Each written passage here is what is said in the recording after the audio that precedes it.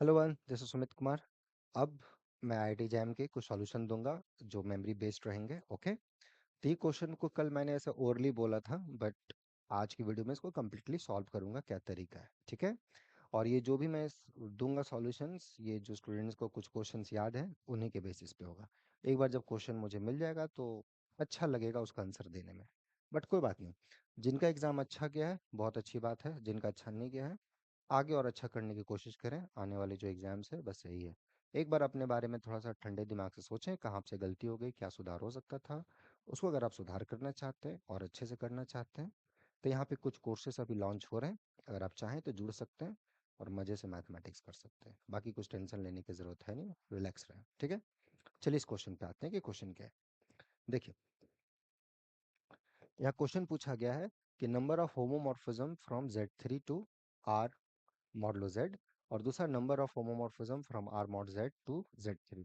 कितना होमोमॉर्फिज्म है, यहाँ से कितना वन वन होमोमॉर्फिज्म, यहाँ से जस्ट नंबर ऑफ होमोमॉर्फिज्म पूछा गया है। ठीक है, तो इस टाइप के क्वेश्चन हमेशा ही जैम में आए हैं, राइट, है ना, हमेशा ही। चाहे वो पेपर आसान हो चाहे टफ हो, कैसा भी लेवल हो, हर बार इस टाइप का क्वेश्चन आया है। तो एनीवे, तो कैसे इस टाइप के क्वेश्चंस को आप अप्रोच करोगे, क्या आपका थिंकिंग प्रोसेस हो to do this kind of problem, right. देखिए, number of one one homomorphism from Z3 to R modulo Z, तो एक चीज आप ध्यान से देखोगे, R मॉड Z3, Z3 कैसा ग्रुप होता है, राइट। Z3 ग्रुप के बारे में आप क्या बता सकते हो भाई, what kind of this group, this is cyclic group, right. So just recall this Z3, this is cyclic group. और कोई भी अगर आप होमोमॉर्फिज्म ढूंढते हो किसी भी साइक्लिक ग्रुप से, और कोडोमेन कुछ भी हो, अगर ये फाइनाइट ग्रुप होता है तो आपको पता है वन से जनरेट होता है, तो sufficient to look the image of generator. और इस जनरेटर का क्या क्या प्रॉपर्टीज होता है, बहुत ही मजेदार प्रॉपर्टी होता है भाई। क्या होता है कि जो ऑर्डर ऑफ T1 होता है वो डिवाइड करता है ऑर्डर ऑफ वन को, और अगर T इंजेक्टिव हो गया तो they preserve the order, if T is injective. ठीक है, ये चीजें हैं। T अगर इंजेक्टिव हुआ तो ऑर्डर प्रिजर्व हो जाता है। ठीक है, एंड अदरवाइज ये मोर जनरल होता है, प्रोवाइडेड दिस इज फाइनाइट, हो ना।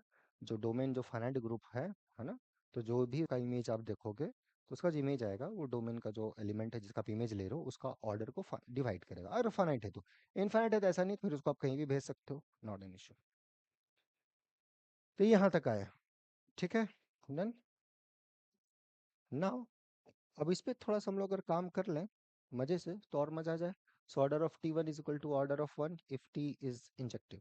अब यहाँ पे आपने इंजेक्टिव पूछा है, तो इस केस के लिए थोड़ा सा और ऊपर ले जाएं अगर हम लोग, तो देखें ये जो आपका Z3 है,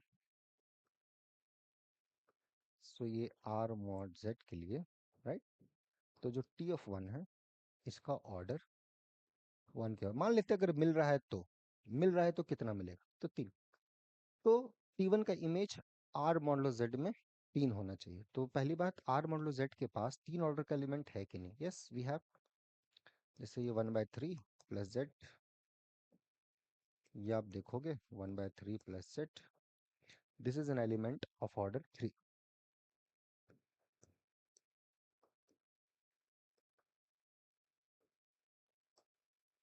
ये तीन ऑर्डर का एलिमेंट है, और जहाँ कोई तीनों, ए का एलिमेंट का ऑर्डर तीन है तो उसके स्क्वायर का एलिमेंट का ऑर्डर भी तीन हो जाएगा। सिमिलरली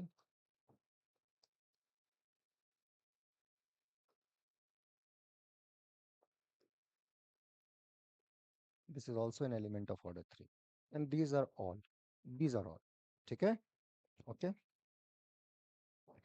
तो यहाँ पे मैं ये आपको एक्सरसाइज दे देता हूँ, for each n belongs to natural number, prove or disprove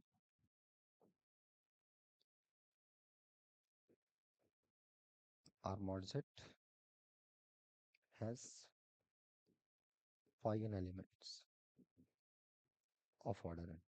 ठीक है, ये आप प्रूफ या डिसप्रूफ करना। ठीक है, okay, good. R modulo Z, right, इसके पास हर n के लिए There are exactly 5 elements.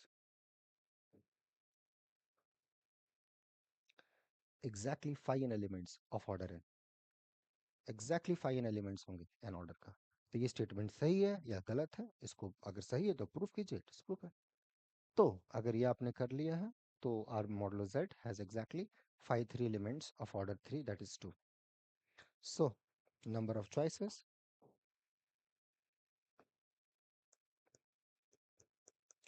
so number of choices 41 is 2. The number of injective group homomorphism,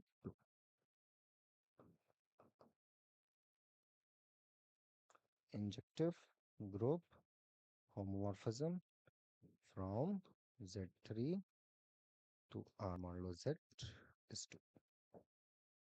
With proof, no हवाबाजी. Okay, ठीक है, very good. Now let's come to the second part.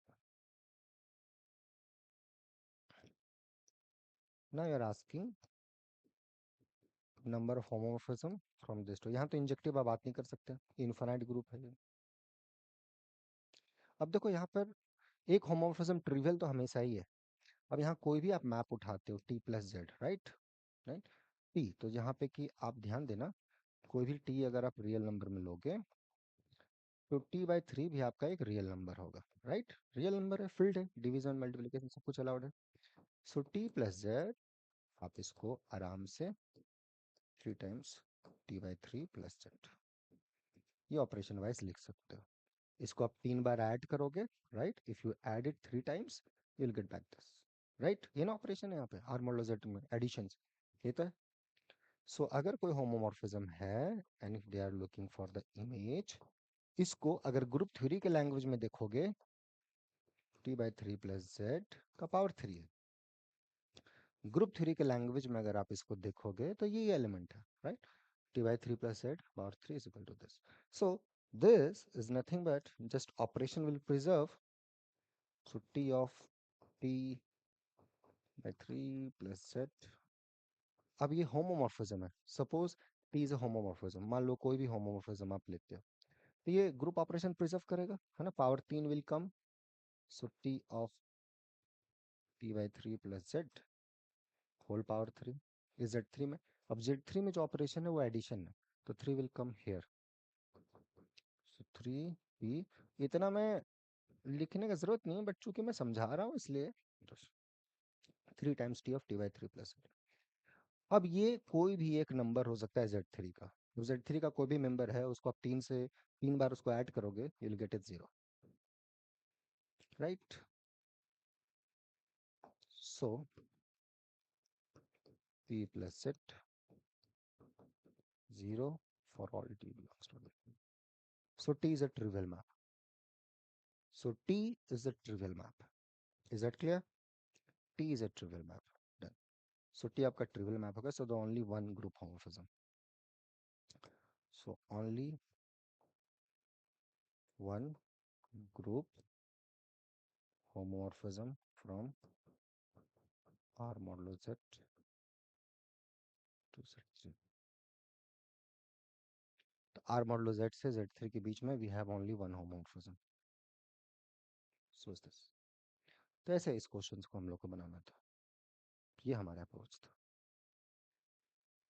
Clear हो गया, समझ गए? तो ऐसे, तो जिन लोगों से क्वेश्चन बना बहुत अच्छी बात है, ये सेकंड पार्ट में बहुत लोगों के मिस्टेक्स हुए हैं। अब इसमें बहुत सारा फाइनाइट इंडेक्स सब ग्रुप, ये सब ग्रुप, वो सब ग्रुप, बहुत सारा अप्रोच है इसका करने का। ये सिंपलेस्ट अप्रोच है जहाँ ऑपरेशन के लिए यूज कर रहे हो, ठीक है। बहुत सारा फाइनाइट इंडेक्स की तरफ से भी जा सकते हैं, नॉट एन इशू।